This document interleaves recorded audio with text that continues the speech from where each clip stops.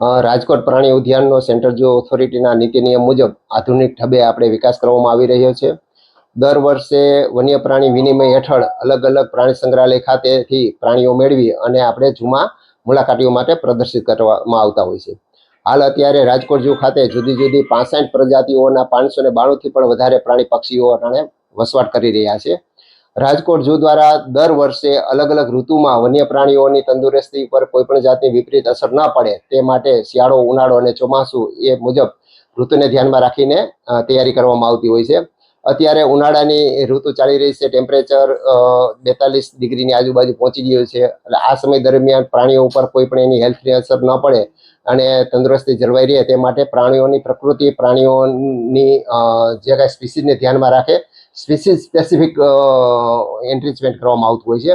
જેમાં બિગ કાર્નિવોરસ, જેમાં એમ કહી શકાય કે સિંહ, વાઘ, દીપડા, મોટી માંસાહારી પ્રાણીઓ જે છે તેમાં આપણે વાત કરીએ તો મોટા મોટા આપણે પાંજરાઓ બનાવવામાં આવેલું છે, પુષ્કળ પ્રમાણમાં પ્લાન્ટેશન કરવામાં આવેલું છે અને આ પ્લાન્ટેશનની અંદર પણ છૂટું પાણી આપણે ચાલુ રાખતા હોય છે, જેથી કરીને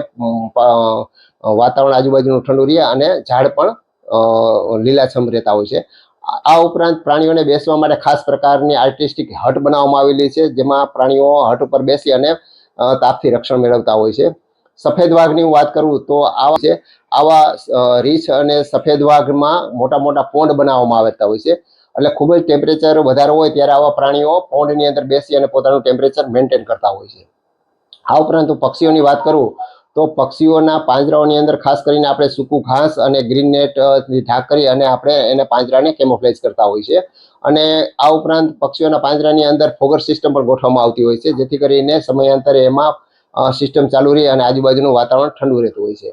હરણકુળની વાત કરું તો હરણકુળના જે પ્રાણીઓ જે છે એ જંગલ સ્વરૂપે જ આપણે એના પિંજરાઓ બનાવેલા હોય છે અને સારું એવું પ્લાન્ટેશન કરી અને કોઈ પણ જાતનો તડકો ન લાગે અને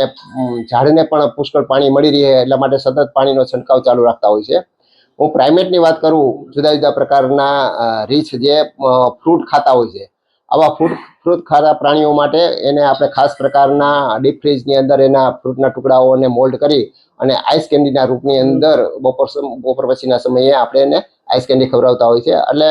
પ્રાણીઓ પણ ખુશ રહેતા હોય છે, એક્ટિવ રહેતા હોય છે અને મુલાકાતીઓ પણ જોઈને પ્રભાવિત થતા હોય છે।